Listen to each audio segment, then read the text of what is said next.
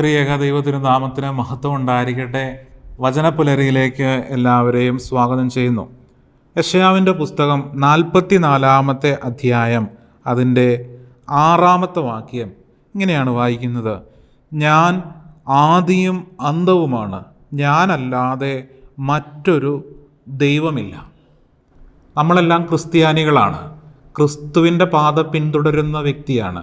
പക്ഷേ ഈ വചനം നമ്മൾക്ക് മറ്റുള്ളവരോട് പറയാൻ സത്യത്തിൽ നമ്മളിൽ പലരും പേടിക്കുന്നവരാണ്. വചനം പറയുന്നുണ്ട്, ഞാനാണ് വഴി, ഞാനാണ് സത്യം, ഞാനാണ് ജീവൻ എന്ന് പറഞ്ഞു കഴിഞ്ഞാൽ മറ്റെല്ലാ നാമങ്ങളെയും മറ്റെല്ലാ അധികാരങ്ങളെയും എന്നേക്കും ഉപേക്ഷിച്ചുകൊണ്ടുള്ള വലിയൊരു കമാൻഡ് തന്നെയാണ് ഇത്. സത്യത്തിൽ ഞാനാണ് വഴി, ഞാനാണ് സത്യം, ഞാനാണ് ആദി, ഞാനാണ് അന്തം, ഞാനല്ലാതെ മറ്റൊരു ദൈവമില്ല. സ്നേഹമുള്ളവരെ, ഇത് നമ്മൾ പാലിക്കണം.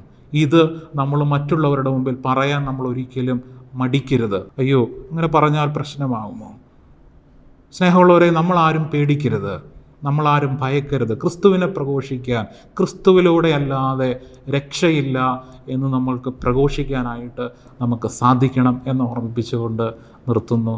ദൈവത്തിൻ്റെ അതിപരിശുദ്ധമായ നാമം വാഴ്ത്തപ്പെടട്ടെ.